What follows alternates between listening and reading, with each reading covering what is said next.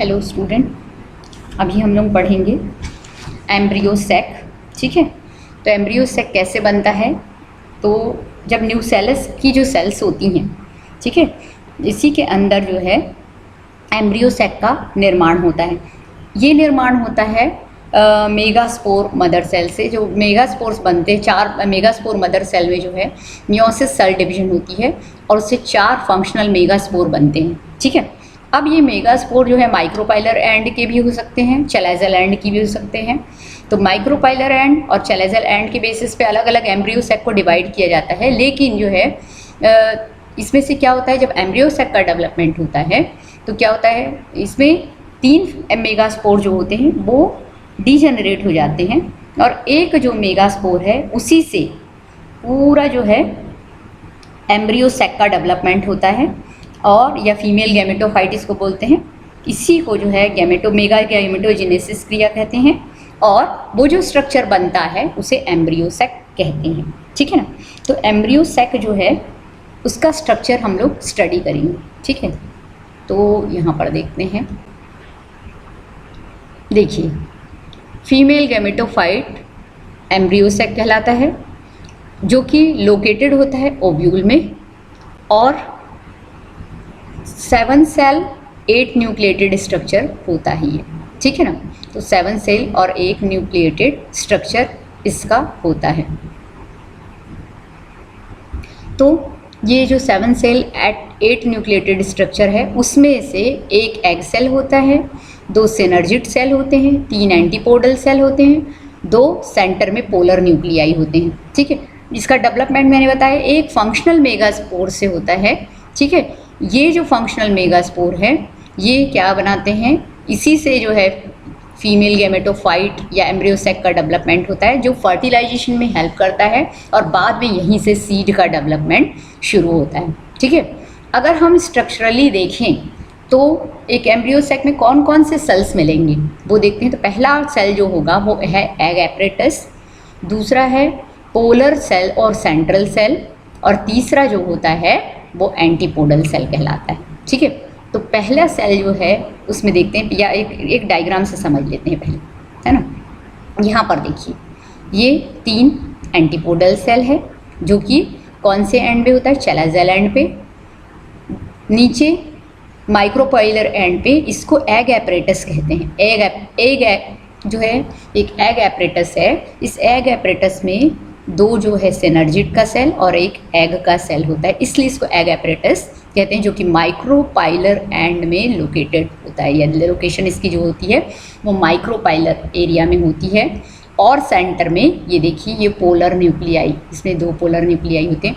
इसका डेवलपमेंट कैसे होता है जनरली देखेंगे तो क्या होता है, एक फंक्शनल मेगास्पोर जो होते हैं उसमें सबसे पहले 2 डिवीजन होंगे, एक से जो है 4 सेल बनेगी, फिर उसके बाद एक और डिवीजन होगा जिससे 8 सेल्स का फॉर्मेशन होता है। चैलेजल एंड की ओर 4 सेल्स और माइक्रोपाइलर एंड की ओर 4 सेल्स जो हैं वो चली जाती हैं, दोनों पोल की ओर चले जाते हैं, चैलेजल पोल पे और माइक्रोपाइलर या चैलेजल एंड पे और माइक्रोपाइलर एंड पे 4-4 न्यूक्लियाई चले जाते हैं। अब चैलेजल एंड का एक न्यूक्लियाई और माइक्रोपाइलर एंड का एक न्यूक्लियाई दोनों आकर सेंटर में सेंट्रल सेल और पोलर न्यूक्लियाई का फॉर्मेशन करते हैं। ये इसी के बारे में अभी हम लोग पढ़ेंगे धीरे धीरे। ठीक है, तो सबसे पहला है एग एपरेटस। ठीक है, ये एग एपरेटस जो है अगर कॉमनली देखा जाए तो जो होता है सिनर्जिड सेल, उसमें 2 सिनर्जिड सेल होंगे कॉमन, है ना, और ये इसका जो लोकेशन होगा वो कौन सा होगा, माइक्रोपाइलर एंड। देखिए यहाँ पे ये है 2 सिनर्जिड सेल, माइक्रोपाइलर एंड है, यहाँ पर एक एग एपरेटस है, इस एग एपरेटस में 2 सिनर्जिड की सेल आपको दिखाई देगी। ठीक है ना, अब ये सिनर्जिड सेल जो होते हैं उसके बारे में हम देखें आगे।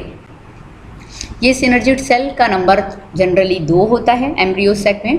ठीक है, लेकिन क्या होता है अलग अलग स्पीशीज़ में अलग अलग इसका नंबर हो सकता है। जैसे प्लम्बेगो एंड प्लम्बेजेला में सिनर्जिड सेल जो होती है वो एब्सेंट होती है। पेपरोमिया में 1, एरिस्टिमोन में 6 जो है इसका नंबर हो सकता है। और सिनर्जिड सेल को आइडेंटिफाई करने के लिए हम देखते हैं यहाँ पर एक स्ट्रक्चर से देखते हैं। देखिए यहाँ पर कुछ फिंगर लाइक प्रोजेक्शन जो है वो दिखाई देंगे सिनर्जिड सेल के पास माइक्रोपाइलर एंड में, जिस फिंगर लाइक प्रोजेक्शन को क्या कहते हैं, फिलीफॉर्म एपरेटस कहते हैं। ठीक है, ये फिलीफॉर्म एपरेटस का काम क्या होता है कि फूड और न्यूट्रिएंट्स को एब्जॉर्ब करता है। ठीक है, यहाँ पे देखते हैं, फूड और न्यूट्रिएंट्स को एब्जॉर्ब करके एग सेल तक पहुँचाने का काम होता है।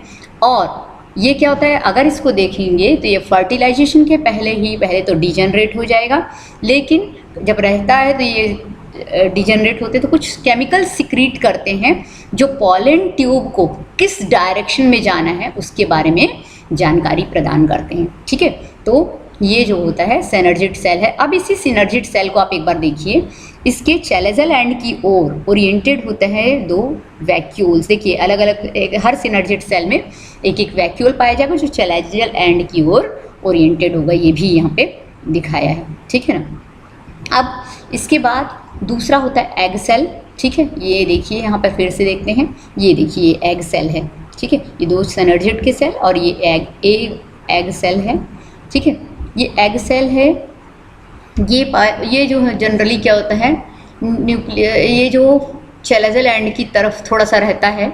ठीक है, मतलब है वो माइक्रोपाइलर एंड की ओर ही, लेकिन वो चैलेजल एंड पर उसकी वैक्यूल्स पाए जाते हैं। ठीक है, और ये फर्टिलाइजेशन के समय जो है मेल गैमेट के साथ फ्यूज़ होकर डिप्लॉयड जाइगोट का फॉर्मेशन करता है, और फर्टिलाइजेशन के बाद ही जब जाइगोट बनता है उसी से एम्ब्रियोनिक डेवलपमेंट पूरा कंप्लीट होता है। यहाँ देख लीजिए ये एग सेल है।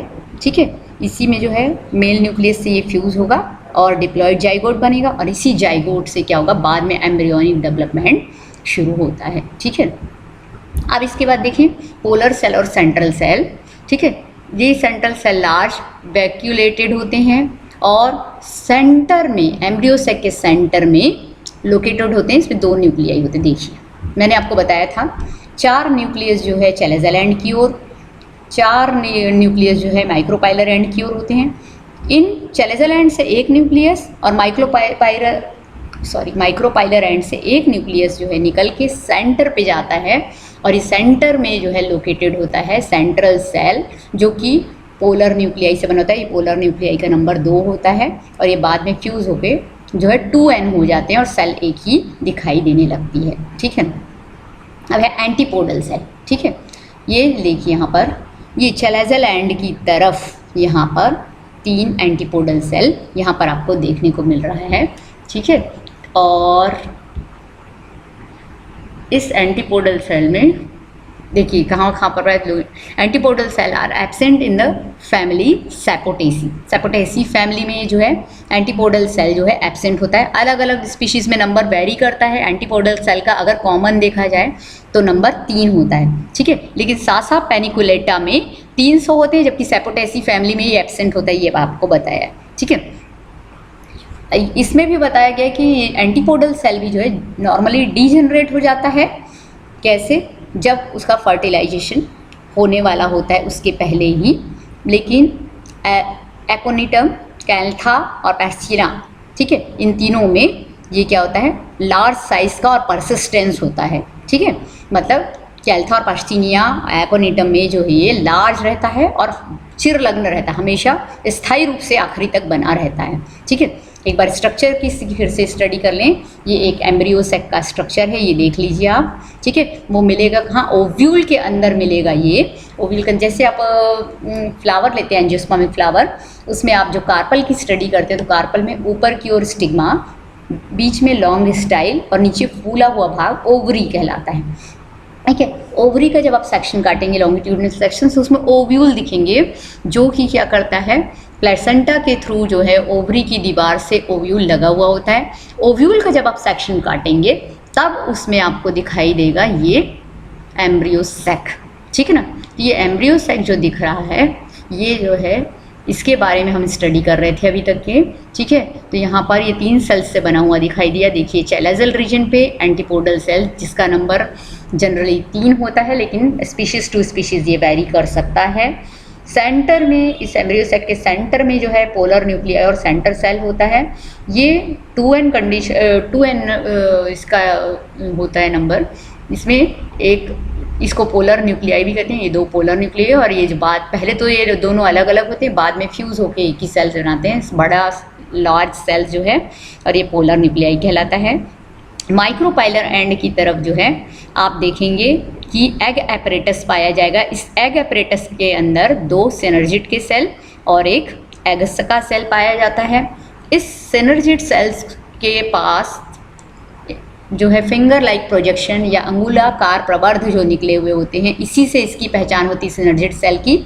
ये जो है इसको फिलिफॉर्म एपरेटस कहते हैं। इसका काम फूड और न्यूट्रिएंट्स को एब्जॉर्ब करके एग सेल तक पहुंचाना होता है। इसमें न्यूक्लियस पाया जाता है और चैलेजल एंड की ओर इसमें जो है वैक्यूल्स का पाया जाता है। इसके बाद इस सिनर्जिड सेल के बाद में, अब ये सिनर्जिड सेल का नंबर भी अलग अलग स्पीशीज़ में अलग अलग होता है, ये मैंने आपको बताया था अभी, ठीक है।